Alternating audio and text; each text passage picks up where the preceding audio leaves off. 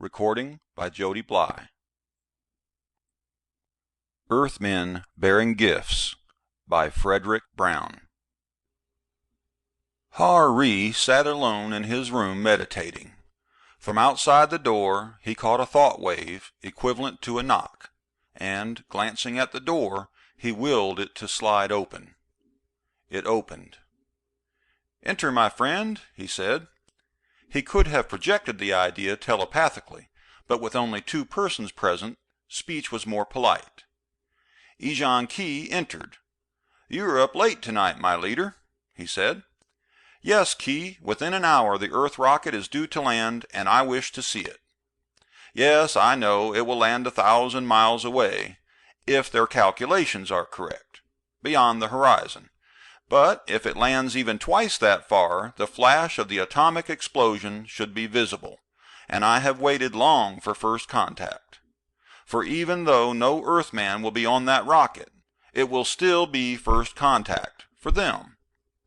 Of course, our telepath teams have been reading their thoughts for many centuries, but this will be the first physical contact between Mars and Earth." Key made himself comfortable on one of the low chairs. "True," he said. "I have not followed recent reports too closely, though. Why are they using an atomic warhead? I know they suppose our planet is uninhabited, but still." "They will watch the flash through their lunar telescopes and get a, what do they call it, a spectroscopic analysis. That will tell them more than they know now, or think they know. Much of it is erroneous, about the atmosphere of our planet and the composition of its surface. It is, call it a sighting shot, Key. They'll be here in person within a few oppositions, and then—" Mars was holding out, waiting for Earth to come. What was left of Mars, that is, this one small city of about 900 beings. The civilization of Mars was older than that of Earth, but it was a dying one. This was what remained of it. One city, 900 people. They were waiting for Earth to make contact, for a selfish reason and for an unselfish one. Martian civilization had developed in a quite different direction from that of Earth. It had developed no important knowledge of the physical sciences, no technology, but it had developed social sciences to the point where there had not been a single crime, let alone a war, on Mars for 50,000 years, and it had developed fully the parapsychological sciences of the mind, which Earth was just beginning to discover. Mars could teach Earth much. How to avoid crime and war to begin with. Beyond those simple things lay telepathy, telekinesis, empathy. And Earth would, Mars hoped, teach them something even more valuable to Mars. How, by science and technology, which it was too late for Mars to develop now, even if they had the type of minds which would enable them to develop these things, to restore and rehabilitate a dying planet, so that an otherwise dying race might live and multiply again. Each planet would gain greatly, and neither would lose. And tonight was the night when Earth would make its first sighting shot.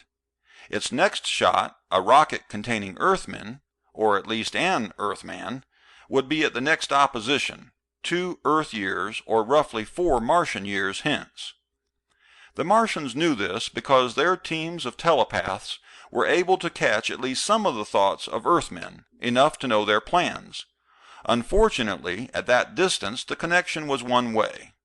Mars could not ask Earth to hurry its program, or tell Earth scientists the facts about Mars' composition and atmosphere, which would have made this preliminary shot unnecessary. Tonight Re, the leader, as nearly as the Martian word could be translated, and Key, his administrative assistant and closest friend, sat and meditated together until the time was near. Then they drank a toast to the future, in a beverage based on menthol which had the same effect on Martians as alcohol on Earthmen, and climbed to the roof of the building in which they had been sitting. They watched toward the north, where the rocket should land. The stars shone brilliantly and unwinkingly through the atmosphere. In Observatory Number 1 on Earth's moon, Rog Everett, his eye at the eyepiece of the spotter scope, said triumphantly, "Thar she blew, Willie, and now as soon as the films are developed, we'll know the score on that old planet Mars." He straightened up. There be no more to see now, and he and Willie Sanger shook hands solemnly. It was an historical occasion. "Hope it didn't kill anybody, any Martians, that is. Rog, did it hit dead center in Syrtis Major?" "Near as matters. I'd say it was maybe 1,000 miles off to the south, and that's damn close on a 50-million-mile shot. Willie, do you really think there are any Martians?" Willie thought for a second and then said, "No." And he was right. This is the end of Earthmen Bearing Gifts by Fredric Brown.